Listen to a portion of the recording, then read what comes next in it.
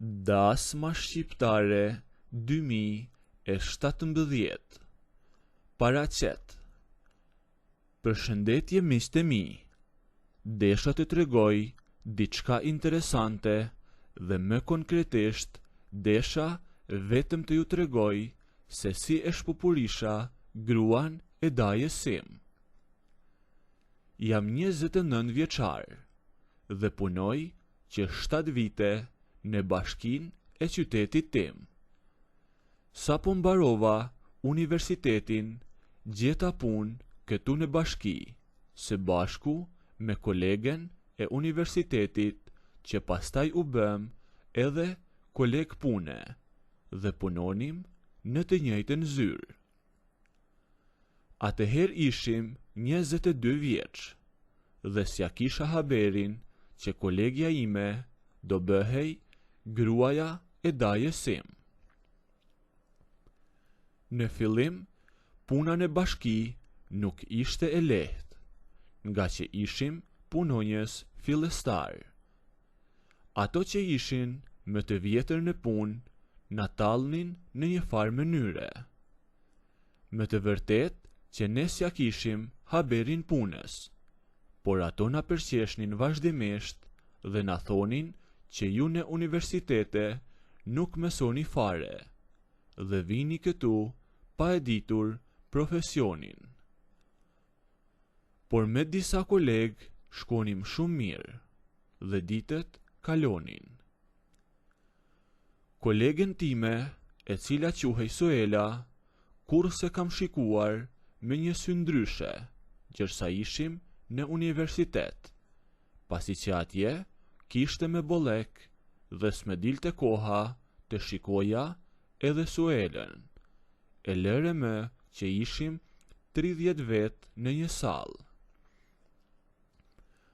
Por tani kur u bëm koleg pune dhe ishim gjithë paraditen në një zyre, patjetër që ishte me ndryshe.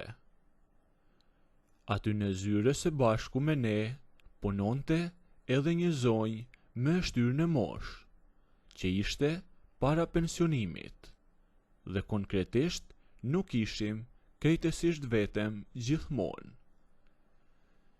Mirë po ajo shpesh herë merrte pushim dhe nuk vinte në punë, dhe dita ishte e gjatë e patjetër që bisedoja me Suelen për shumë gjëra, e madje bisedonim edhe për Dybekun.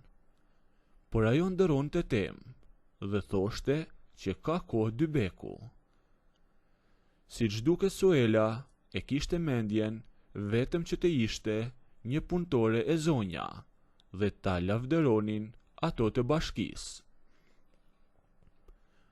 Mirëpo një daja im ishte mbushur mendja që të hapte një shitore të vogël në sheshin e qytetit ton dhe i duhej dokumentacioni që të merrte lejen për hapjen e asaj shitoreje. Ai vinte çdo javë në zyren ton dhe unë i ndihmoja që të bënte gati të gjithë dokumentacionin e duhur dhe i kishte mbet merak Suela. I thoja dajes s'ka gjë nga ajo, mos e shih kot, sepse e di unë. Por daja donte që të martohej me te, dhe këtu mua me bënte të qeshja. Por ja që Suela i kishte dhënë edhe numrin dhe kishin filluar që të njiheshin me mesazhe, e unë s'dija gjë, derisa një ditë Suela vetë me tregoj që ata të dy ishin njohur, ishin pëlqyer dhe ishin lidhur. Në fakt, Suela ashtu ishte. Në mendje kishte karrieren dhe të martohej, dhe siç donte i erdhi. Një vit më pas u martuan.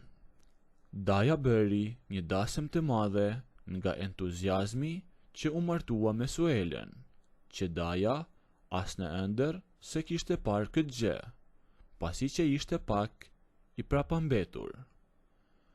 Por fati është i shkruar dhe daja kishte patur fat të mirë.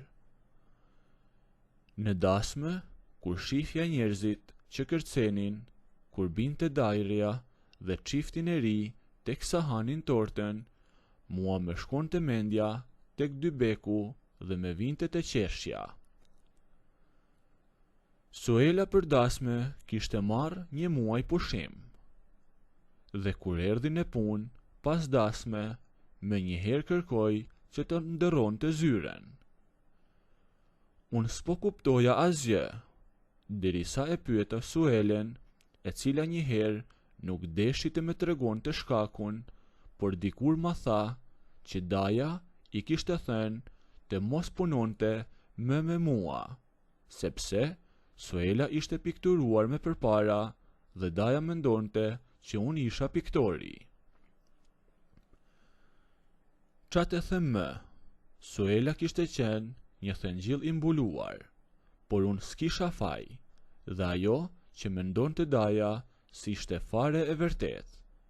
Por s'është që s'me erdhi inat t'ju them të drejten, sepse deshte një losej emri im pa qenë unë fajtori. Sidoqoftë erdhen festat, dhe unë si çdo herë tjetër, në kohë festash, shkova të vizitoja dajen, gjyshin dhe gjyshen.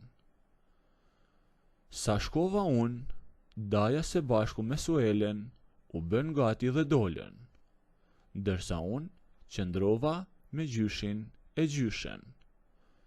Por s'dija të bëja as një bised, thoja çka ky daja im që bën kështu. Por s'mund as ta merja e të bisedoja me te e t'ja shpjegoja si ishte e vërteta, sepse Suela, kur me ka treguar, me ka thënë që të mos i tregoj, sepse ajo me ka treguar mua situatën fshehtësisht. E lash një herë të ftohej puna dhe si përfundim, ato të bashkisë nuk e pranuan kërkesën e Suelës që të transferohej në një zyre tjetër, dhe ne vazhduam punën në të njëjtën zyrë si zakonisht. Tash me doja që të çoja fjalën e dajes në vend. Tash me doja që të bëhej ashtu siç mendohej dhe punova në atë drejtim derisa e arrita qëllimin. Siç e dini edhe ju, në vendin ton është tradit Dybeku. Dhe unë vazhdimisht e pyesja Suelen që a e ke mësuar akoma Dybekun, po apo jo, dhe duke qenë që ne flisnim lirshëm me njëri tjetrin, sepse kishim shumë vite që njiheshim që në universitet e sidomos tani që punonim bashk, edhe ajo fliste lirshëm me mua, dërsa ajo herë me tregonte e herë mundohej që të ndëronte temë duke qeshur. Unë po thuajse çdo ditë atë temë kisha, sepse nuk kishim edhe aq punë tek zyra dhe më shumë flisnim për zakonet e Dybekut se sa për punën, dhe Suela pas martese u bë shumë me e lirshme në bisedë. Ajo herë me thoshte po e herë jo, derisa me tha një ditë, mos do edhe ti të mësosh Dybekun. Jo, i thash, unë dua të mësoj dajren. Dua që ta mësoj sot nëse ti do të kërcesh. A je i sigurt, tha, se mos na ndëgjojnë këto të bashkisë? Mos ki merak, i thash, unë do i bie dajres nëse ti kërcen.